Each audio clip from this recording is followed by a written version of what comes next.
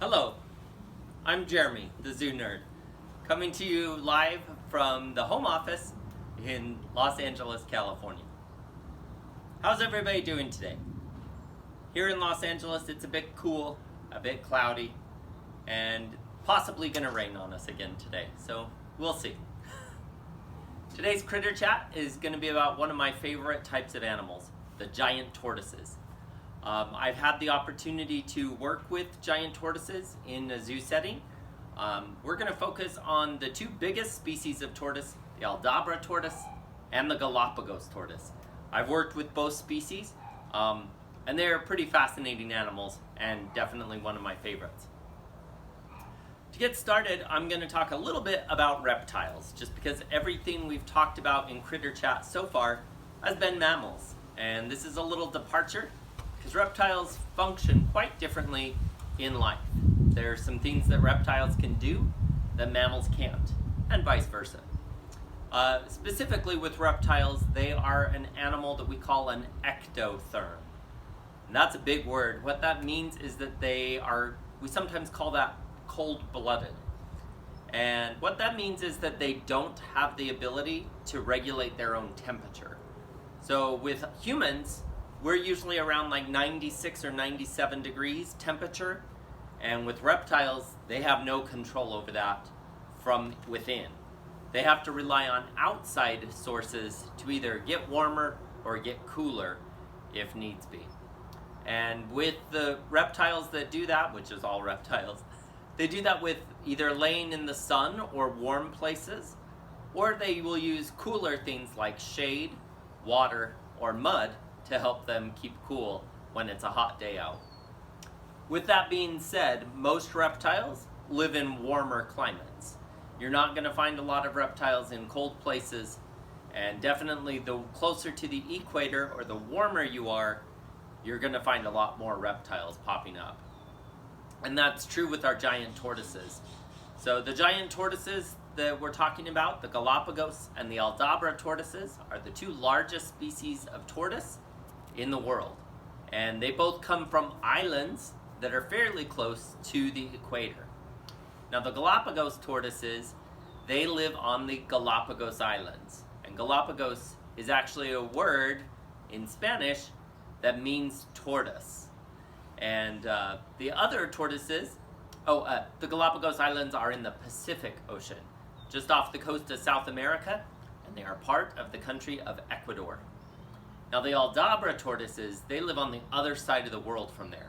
They live in a group of islands called the Seychelles, which is in the Indian Ocean, kind of halfway between Africa and India. And they only live on one place over there called the Aldabra Atoll. And what that is that's kind of an island that's near the end of its time of being an island, and it started to sink. And so there's not a lot of island left necessarily, but there's a really big coral reef that goes around the Aldabra Atoll, and that is a big reason why the tortoises are there. The giant tortoises that live on these two different island groups are really fascinating. They're one of the largest species that live in either space, and they're kind of one of the dominant animals in those habitats. Now, for the Galapagos tortoises, there were originally either 15 or 16 subspecies of Galapagos tortoise, and they lived on different islands.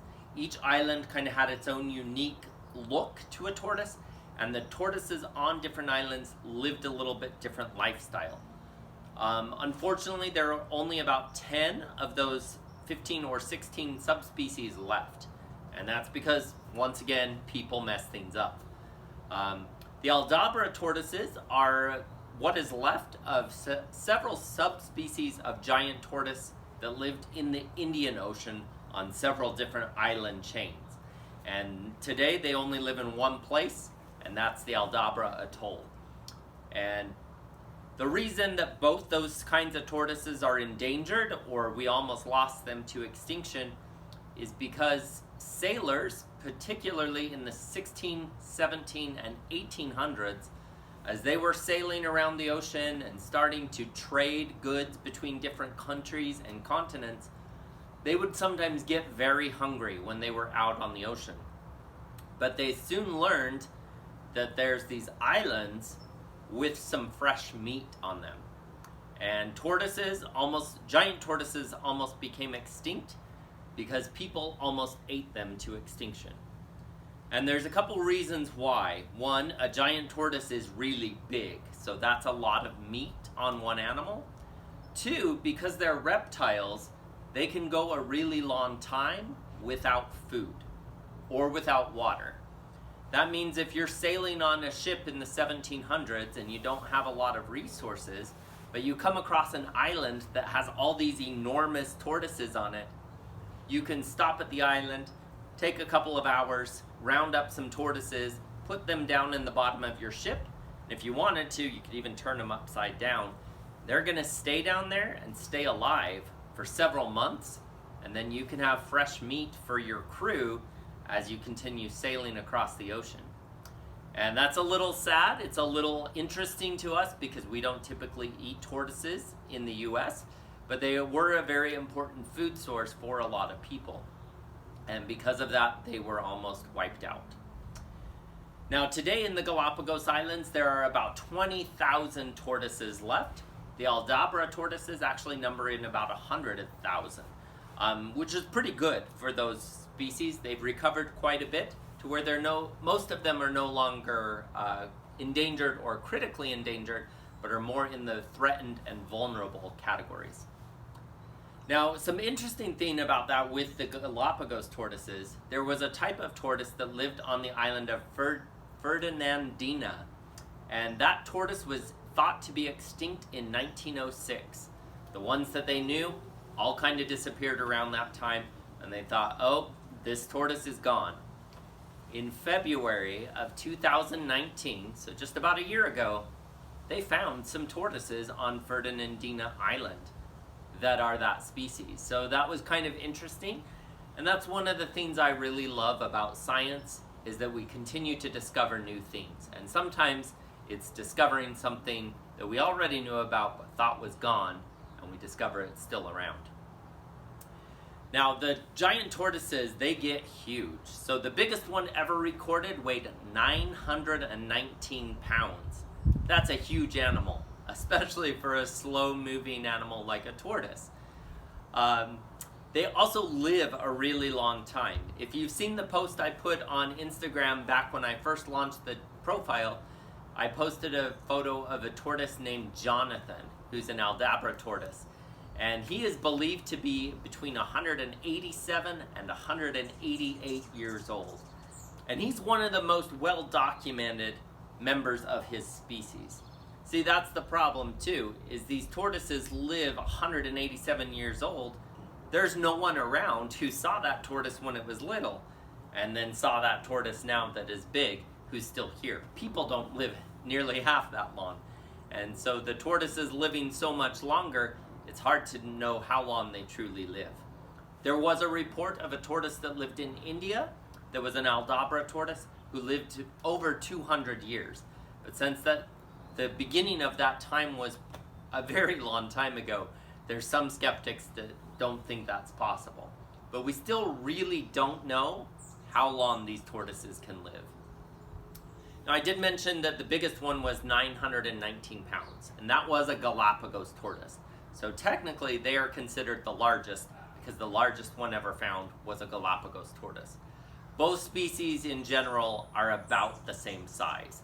The ones that I worked with at the Phoenix Zoo, I worked there as an education interpreter, and I talked to the tortoises, and I talked to the people about the tortoises. And during that time, I got to meet them, and I got to feed them.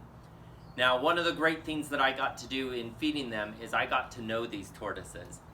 And initially I thought that oh, yeah, they're pretty cool, they're cute, they're kind of fun. But then I learned how smart they were. And the tortoises started to know who I was. They would recognize my voice, and they knew their names. And when I called their names because they knew me and they knew I could give them food, they would respond to me. And that was something I didn't really think was possible from an animal like a tortoise. they were much more aware and much smarter than I thought they were. Now, 4 of the tortoises that I worked with there were 7 years old. And the great thing about them is that they were about this big, unlike their parents. And at this big, they were like 25 to 35 pounds. And they could move. The one could even run quite a bit, and his name was Speedy. Not the most creative of names, but he was definitely lived up to his name. If I went into his yard and called his name, he would be over to me within a matter of minutes. And quickly too. Him and his siblings would love to climb up in my lap, which is really fun and cute, other than they weighed between 25 and 35 pounds. So when I had 4 of them climbing into my lap, that was over 100 pounds of tortoise climbing up on me. But it was one of the highlights of my zoo career, was interacting with those tortoises. Now, their dad is absolutely one of my favorite animals I have ever worked with. His name was Ralph. He was estimated to be over 100 years old. And their dad, Ralph, and their mom, Mary, were both estimated to be that old, so over 100, and they were still having babies. In fact, they've had babies since I left the Phoenix Zoo 7 years ago and moved to Los Angeles. I'll post some photos of them later on up on the Facebook profile and the Instagram. But Ralph was a really amazing animal. I really gained a strong bond with him, to the point that I could call him and he would follow me. And I could walk over and he would come over to where I was. And I really enjoyed my time with Ralph, and he's a very special animal. Ralph now lives in a zoo in Texas. Him and Mary kind of parted ways because they found out that they were different subspecies, and they had a better mate for Mary, who was her same subspecies from her same island genetically. And so Ralph moved to Texas, and a new animal moved in to be with Mary. So those are my experiences with those tortoises in general. I do want to talk a little bit about some of the threats that they have. So we talked a bit about how sailors in the old days ate them. That's not as big of a problem today. But the big problems today are introduced animals that live on their islands. So when people started living on the Galapagos, they brought with them dogs and cats and inadvertently some rats. And all of those animals will actually eat the baby tortoises. And so that's a problem. When they're babies, they suddenly now had land predators, which was pretty rare before. Occasionally some things like a hawk would maybe eat a baby, but not much else would go after the babies. One of the other problems is that people brought in cows and goats. And cows and goats eat grass and plants.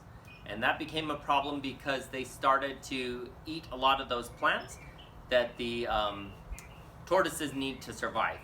And so there's been a big movement in the Galapagos to get rid of those animals on the islands where people don't live, and to really allow the tortoises to have reign of those islands without any cows or goats competing for the food, or cats and dogs and rats trying to eat the babies. One other thing I wanted to talk about with the Aldabra tortoises, I mentioned a little bit the coral reef that surrounds the island. Because of that coral reef, the boats, especially back in the old days, back in 16, 17, and 1800s, those boats couldn't get past the coral reef. And that's how the tortoises survived on that island when their cousin species were all wiped out on the surrounding islands. That coral reef is how Aldabra tortoises were able to survive. Now, we had a question pop up of how fast can they run. I have never clocked a tortoise running. They certainly can't run as fast as a person, but they can move almost as fast as a person can doing a fast walk. So I would imagine that would probably be about 5 to maybe 10 miles an hour. So they can move, but not as fast as you or I can. We could definitely outrun a tortoise. So a special shout out today to the Galapagos Conservation Organization. They're doing a lot of really great work down in the Galapagos to take care of the tortoises who live there. And they have a really cool video that I watched earlier today in preparing our Critter Chat that I'm going to post up on the Facebook profile. So check that out. It shows a lot of really cool research they're doing with tortoises and how they move up and down some of the islands. One of those islands also has an active volcano on it. And we talked at the very beginning about how tortoises and other reptiles rely on outside sources to heat them up, to help them feel warm on a cold day. During the cooler, wetter, rainy months, the tortoises on this island that have an active volcano actually get close to the sulfur vents of the volcano because the ground is warm, and they use that to warm them up. So usually reptiles use the sun to warm them, but these tortoises have figured out that there's another spot that's warm, and that's from the volcano. And so they'll kind of climb up in that space to get warm. But the video that I'll share later is really good information. It allows you to see what tortoises look like when they're babies as well as adults, and kind of some of their favorite places they like to live. The islands of Galapagos have a lot of this stuff on it, the cactus, and that's actually one of their favorite things. When I worked with the tortoises at the Phoenix Zoo, I would often feed them the cactus pads, and they loved it. And they would eat them, spines and all, no problem. We did have to watch out because the edge of their mouths have very sharp ridges on them, and they're capable of chomping through a carrot about this big around. They could definitely take off a finger. Oh, what is the question there? Oh, what is the third largest species? That's an awesome question, and I have an answer for you. The answer to that question is the sulcata tortoise. The sulcata tortoises come from the Sahara Desert in Africa, and they can get up to about 200 pounds. So that's nowhere near the size of these other two tortoise species, the Aldabras and Galapagos tortoises, but a 200-pound tortoise, still about this big. It's really good size. I also have worked with them a little bit at the Phoenix Zoo, though not as closely. They're a lot more cranky and didn't love people as much. And they are common as pets here in the United States. And they sell them when they're babies, when they're little guys like this. They're super cute. Most people, when they buy those, don't realize what they're buying. They don't know that it can live to be 100 years old and that it can get 200 pounds. So if you're looking at a pet, and especially if it's something other than like a dog or a cat, I really would encourage you to do a lot of research. Find out how long it lives, find out how big it can get. And with sulcata tortoises, they dig really, really well. They dig burrows to go into during the colder months and at night. And some of those burrows at the zoo, when I worked there, the longest one we ever measured was 30 feet long. So if that lives in your backyard, it might be a bit destructive to your plants and some of the other things that you have in your backyard. So be very cautious if you're considering a tortoise for a pet. I hope you've enjoyed what I've shared with you about tortoises today. Oh, one other thing that it was really cool that I got to do when I worked with tortoises. On the Galapagos Island, there's little birds that are called finches. Charles Darwin, who kind of discovered the Galapagos, explored them a lot and wrote about them, wrote a lot about the finches.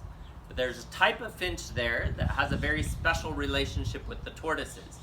And the tortoises, they have this dry, scaly skin, and at times that gets kind of built up and flaky as it starts to flake off.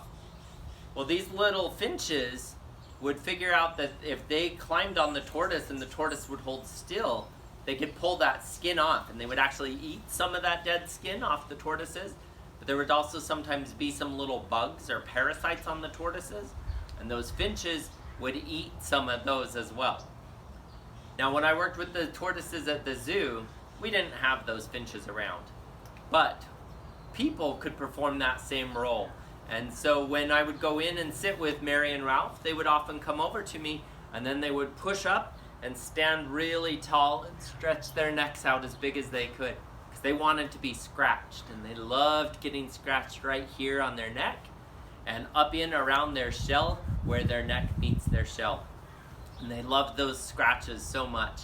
It was one of their things that they really sought out from people who they knew and trusted.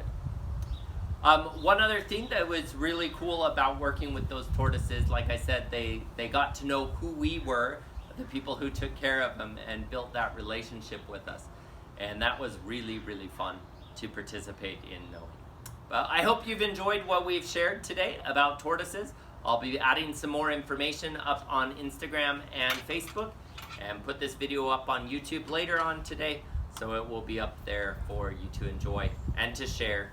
So I encourage you to subscribe, like, and enjoy these critter chats. If you have questions, feel free to put those in the comments, and I'll get to them as possible. Also, I'd like to know what animals you want to hear about. I'll be putting up a poll on the profiles later of animals that I'm considering doing critter chats on, and I'd like to hear from you. So until tomorrow, same time, same place, we'll chat then.